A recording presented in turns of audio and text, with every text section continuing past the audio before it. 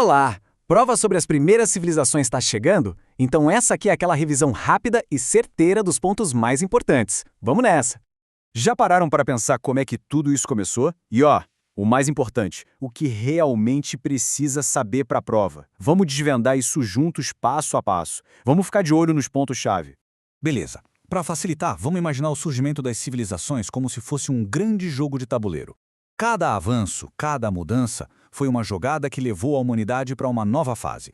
E olha só, este aqui vai ser o nosso guia. Esse infográfico vai ser o nosso tabuleiro, mostrando o caminho desde os primeiros grupos nômades até a formação de cidades complexas.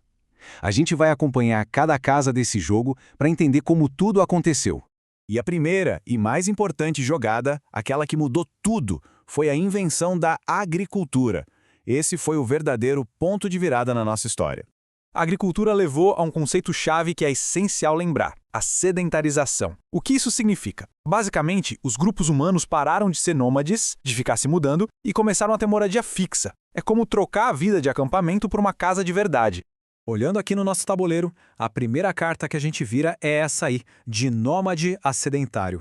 Ilustra perfeitamente a mudança, né? Com a capacidade de plantar e colher, não precisava mais sair por aí procurando comida. Deu para finalmente se estabelecer num lugar só. E qual foi o resultado direto disso? Com comida mais estável, mais segura, a população começou a crescer. E muito. Pequenos grupos viraram aldeias enormes, com centenas até milhares de pessoas. Mas claro, mais gente vivendo junta também quer dizer mais problema para resolver, certo? Era preciso ter mais organização. E essa necessidade criou regras novas para o nosso jogo da civilização. A lógica é bem clara. Aldeias maiores precisavam de organização. Para isso, surgiram líderes que centralizavam o poder. E para manter a ordem, esses líderes criaram regras, as primeiras leis. É uma sequência, uma coisa levando a outra. Voltando para o nosso tabuleiro, a próxima casa que a gente chega é exatamente essa: reis e leis.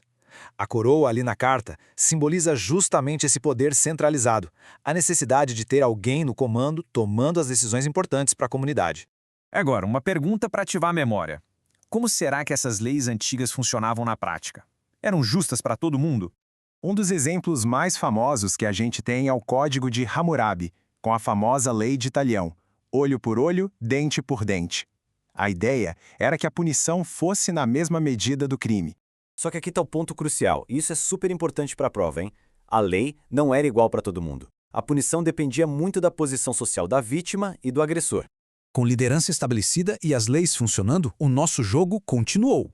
A sociedade foi ficando cada vez mais complexa, sabe? Com novas funções, novas tecnologias. Vamos avançar no tabuleiro para ver como isso se desenrolou. Isso nos leva a outro conceito fundamental: a estratificação social. Parece um nome difícil, mas é só imaginar uma pirâmide social. Lá no topo, o rei e os sacerdotes. E lá na base, os agricultores e os trabalhadores. Cada um com seu papel e seu nível de poder. O interessante de ver aqui no nosso jogo são as cartas mostrando essa diversidade de papéis. Não eram mais só agricultores, entende? Surgiram os artesãos, os guerreiros, os cobradores de impostos. A vida em comunidade precisava de especialistas em áreas diferentes para funcionar. E o que permitiu todo esse avanço, toda essa complexidade? Inovações. Pensa só, a construção de grandes obras, como canais de irrigação, o desenvolvimento da escrita, que era essencial para controlar impostos e registrar tudo, a invenção da roda.